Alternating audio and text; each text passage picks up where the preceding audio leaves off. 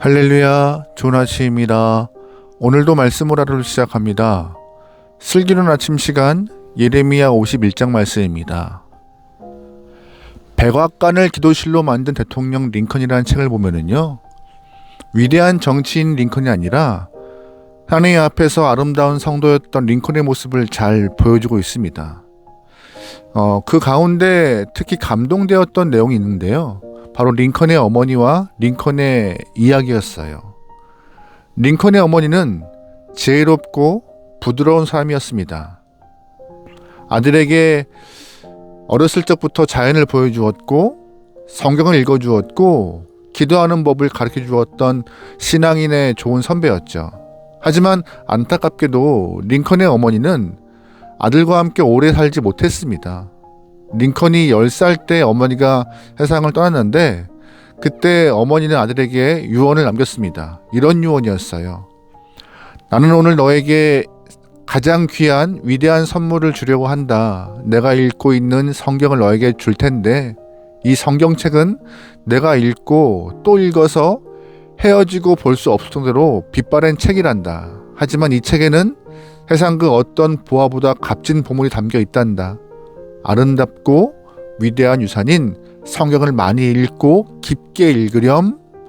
이런 유언을 마지막으로 남겼다고 합니다. 어린 링컨은 어머니의 유언을 듣고 자신이 세상을 떠날 때까지 어머니의 유언대로 말씀을 열심히 읽었던 사람이었죠. 결국 말씀이 링컨을 만들었다고 평가가 주어질 만큼 링컨은 말씀에 집중하였습니다. 하나님의 말씀은 우리에게 위대한 능력을 줍니다. 세상에 소망이 없다 할지라도 하나님의 말씀 안에서 희망을 발견할 수 있는데요.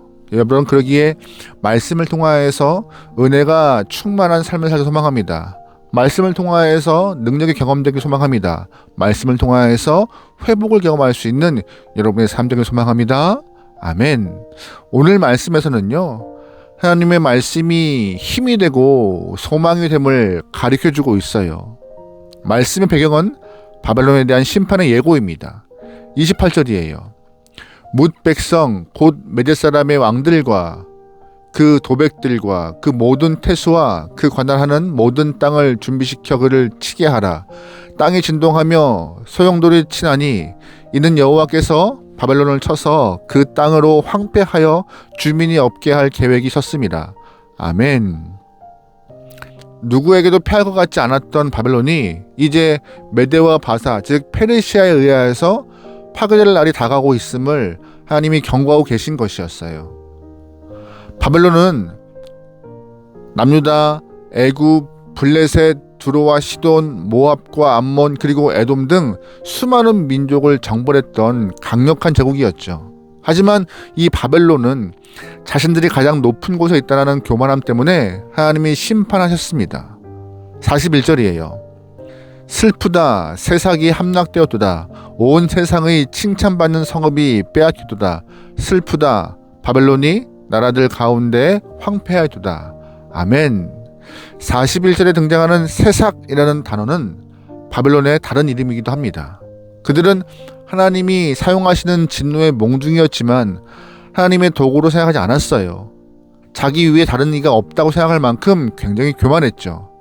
그래서 하나님은 칼을 위에서부터 떨어뜨리는 심판을 하겠다라고 이미 경고하셨습니다. 56절 말씀이에요. 곧 멸망시키는 자가 바벨론에 이르렀습니다. 그 용사들이 사로잡히고 그들의 활이 꺾이도다. 여호와는 보복의 하나님이시니 반드시 보응하시리로다. 아멘. 그들은 하나님의 손에 잡힌 막대기였지만 교만해서 정복한 나라의 백성들을 함부로 다루었습니다. 하나님은 당신의 백성들을 심하게 다루고 있는 바벨론 민족을 가만두지 않고 보복하겠다 말씀하셨어요. 그런데 바벨론 심판에 대해서 말씀하시는 이 에레미야의 본문이 50장, 51장인데 언제 이 말씀이 기록되는지 아세요? 시드기야 4년에 기록되었습니다. 59절이에요. 유다의 시드기야 왕 제4년에 마세아의 손자 네리야의 아들 스리야가 그 왕과 함께 바벨론으로 갈 때 선지자 에레미야가 그에게 말씀을 명령하니 스리야는 병참감이더라. 예레미야가 바벨론에 닥칠 모든 재난, 곧 바벨론에 대하여 기록한 이 모든 말씀을 한 책에 기록하고. 아멘. 무슨 말이에요? 시드기야 4년은 남유다가 망하기 7년 전입니다. 다시 말해서 시드기야 11년에 남유다가 멸망하는데 7년 전인 시드기야 4년에 병창감, 즉 추석 보좌관이었던 스라야가 포로로 잡혀간 일이 벌어져요. 그때 하나님께서 예레미야에게 이 말씀을 주셨던 것입니다. 그리고 이 말씀을 바벨론 포로로 잡혀간 사람들에게 읽어주라 명령하셨죠. 61절이에요.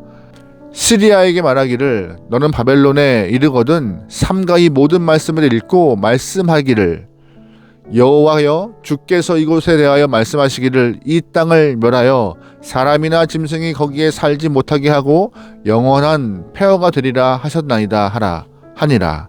아멘. 포로로 잡혀간 사람들에게 바벨론은 어떤 곳이에요? 무서운 곳입니다. 살아남기 위하여서 생명을 부지하기 위하여서 하루라도 빨리 바벨론에 동화되어야 하는 곳이었죠. 그래서 바벨론의 신이었던 벨과 무로닥을 잘 섬겨야 살아남을 수 있다라고 생각했습니다. 하지만 하나님께서는 포로로 잡혀간 사람들에게 바벨론 영원하지 않을 거야 미리 말씀하셨던 것이에요. 이 말씀을 읽어주심으로 희망 없이 살아가는 포로들에게 소망을 주신 것입니다. 말씀이 포로로 간 사람들에게 소망되어서 삶에 힘을 주고 있는 것이죠. 아직 당장 바벨론이 망한 것이 아닙니다. 한참 있어야 돼요. 산술적으로 보면 7년 남아있지만 포로로 잡혀간 사람들에게 바벨론이 영원하지 않을 것이며 바벨론이 멸망할 때가 온다. 하나님의 약속으로 분명히 그들은 말씀으로 희망을 주신 것입니다. 소망 없을 때 우리는 어디에서 희망을 찾습니까? 여러분, 정치인들 말에는 희망과 소망이 없습니다. 그동안 정치인들에게 얼마나 많이 속았습니까? 그들은 강한 나라 만들겠다라고, 잘 사는 나라 만들겠다고, 국민 통합하는 나라 만들겠다고 했지만 전혀 이뤄내지 못했습니다. 정치인뿐만 아니라 때로 우리는 가까운 친구들의 말에 귀 기울여 봅니다. 그들의 말에 희망과 소망을 찾으려 해요. 하지만 그들 또한 사람입니다. 여러분, 세상에서 들리는 소리에는 소망이 없습니다. 그러기에 우리 인생에 희망을 주는 말씀은 오직 하나님 말씀밖에 없음을 신뢰하며 하나님의 말씀을 읽으면서 새롭게 살아갈 힘과 능력을 덧입게 소망합니다. 오늘 말씀에서도 포로로 끌려간 사람들에게 바벨론의 멸망에 대한 이야기는 말씀 속에서 선포된 주님의 약속이었습니다. 그 말씀 때문에 그들은 희망과 소망을 품고 살아갈 용기를 얻었죠. 이 시대 주변을 보면은요, 희망을 찾아볼 수 있는 곳은 없습니다.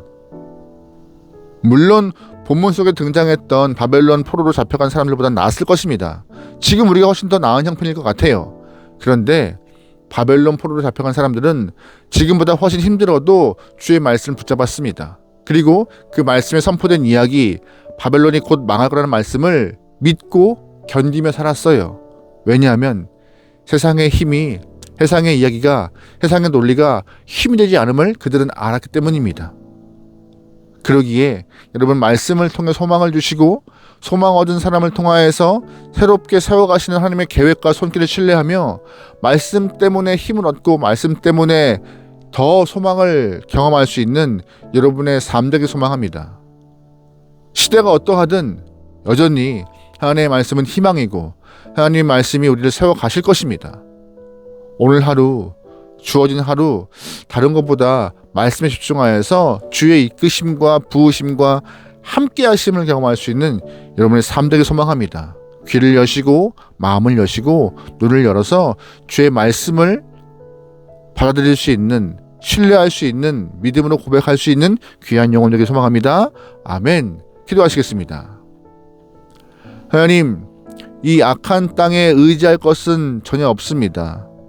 세상의 소리에, 세상의 사람에 집중하지 않고 오직 주의 말씀과 주의 인도하심에 반응할 수 있도록 믿음의 삶을 살 수 있는 귀한 영혼들에게 인도하소서.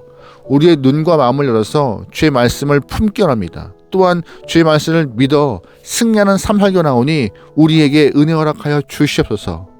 오늘 하루 수많은 이야기가 들릴 것입니다. 오늘 하루 수많은 사람을 볼 것입니다.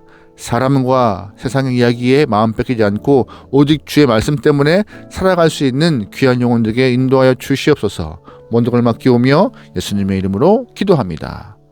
아멘.